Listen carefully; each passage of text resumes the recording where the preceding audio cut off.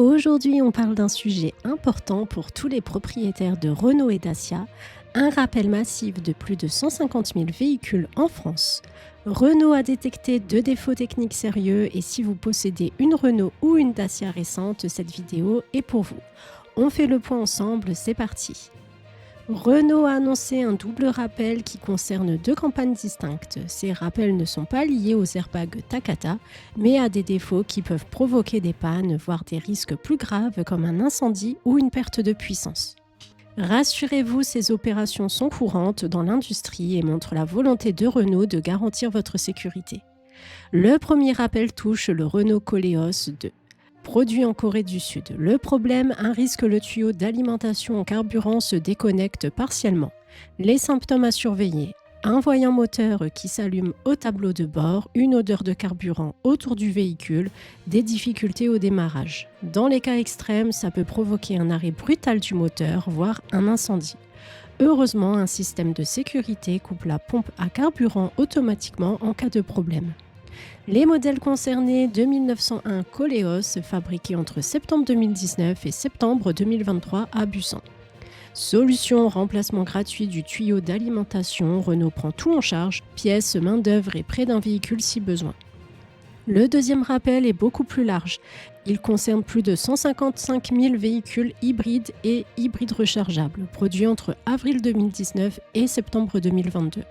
Parmi eux, Renault Clio 5, Renault Captur 2, Renault Arcana, Renault Mégane 4, Dacia Jogger, 79 exemplaires. Le problème vient d'un joint d'étanchéité du moteur électrique qui peut fuir de l'huile, causant une surchauffe et une perte de puissance, surtout au démarrage. Intervention, contrôle du joint, mise à jour du logiciel de gestion du moteur et remplacement si nécessaire. Comme pour le Koleos, c'est 100% pris en charge par Renault. Renault va envoyer un courrier personnalisé aux propriétaires concernés, mais vous pouvez vérifier dès maintenant en contactant votre concessionnaire Renault ou Dacia sur le site officiel de Renault dans la rubrique Rappel et sécurité. Si vous avez déjà constaté ces symptômes comme un voyant allumé ou une odeur suspecte, ne tardez pas à prendre un rendez-vous, même sans courrier. Ces rappels sont un rappel, sans mauvais jeu de mots, que la sécurité passe avant tout et que Renault agit avec transparence. L'intervention peut durer plusieurs heures, mais votre sécurité est garantie et vous ne payez rien. N'hésitez pas à vérifier, ça peut vous éviter de gros soucis. La DS numéro 8, le nouveau haut de gamme électrique de DS Automobile, elle vient tout juste de sortir et déjà quelques remises font leur apparition. Mais sont-elles vraiment intéressantes? C'est ce qu'on va voir. Fini la roue chère, DS9, place à la DS8, une berline fastback ou look un peu crossover basée sur la plateforme STLA Medium, utilisée aussi par la Peugeot 3008 ou l'Opel Grandland. Pour l'instant, elle est uniquement électrique, mais une version thermique devrait arriver plus tard. Avec un positionnement premium, DS vise clairement les clients des marques allemandes comme BMW, Audi ou Mercedes. Alors niveau prix, la DS numéro 8 démarre à 59 500 € avec finition Palace. Côté remise, elles sont très légères. La version étoiline Business est à 66 780 € au lieu de 68 080 €. La finition de gamme Jules Verne passe de 78 200 € à 76 900 €, soit environ 1 300 € de remise sur près de 80 000 €, soit 1,66% de réduction, pas de quoi faire sauter la banque. Ces petites remises ne devraient pas vraiment influencer les ventes, mais c'est un signe que DS commence à jouer le jeu des promotions, ce qui est assez nouveau pour cette marque premium. Reste à savoir si cela suffira à lui permettre de rivaliser avec les géants allemands qui, eux, proposent souvent des offres plus attractives. En résumé, la DS numéro 8 est une belle voiture avec un positionnement ambitieux, mais pour l'instant, les remises restent timides. Si vous pensez à craquer, autant vérifier régulièrement les promos, on ne sait jamais. Kia EV3 vs Renault Scenic E-Tech, quel SUV électrique choisir?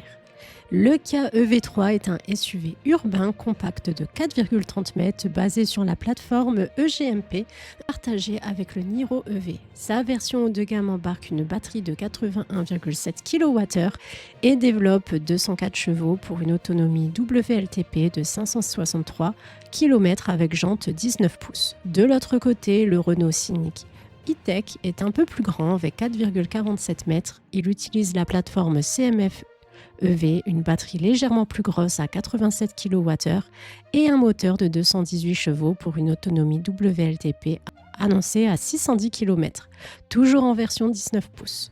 Sur le papier, le Scénic a un petit avantage en puissance et autonomie. Cependant, en accélération, c'est très serré. 0 à 100 km/h en 7,9 secondes pour le Kia, 8 secondes pour le Scénic. En reprise, 80-120 km/h, le Scénic est aussi un poil plus rapide avec 5,4 secondes contre 5,5 secondes pour le Kia. À noter cependant que la perte de puissance en roulant avec une batterie presque vide est plus marquée sur la Kia. Les deux modèles proposent plusieurs modes de freinage régénératifs, mais le Kia EV3 se démarque par un système très complet avec 4 modes, dont un mode roue libre et un mode e-pédale, avec palette au volant pour tout régler facilement. Le Scénic propose également 4 modes, mais pas encore de One Pedal, comme sur Renault 4 e-Tech. En freinage, depuis 80 km/h, le Kia freine plus fort, avec un mode régénératif le plus puissant, mais offre aussi le moins de résistance en roue libre, ce qui peut améliorer l'efficacité en descente ou sur autoroute. En résumé, si vous cherchez un SUV électrique compact avec une excellente gestion de la récupération d'énergie et un pilotage fin, le Kia EV3 est un choix solide. Pour un peu plus d'autonomie et un moteur un peu plus puissant, le Renault Scénic e-Tech est aussi très compétitif, tout dépendra de vos priorités et de votre budget.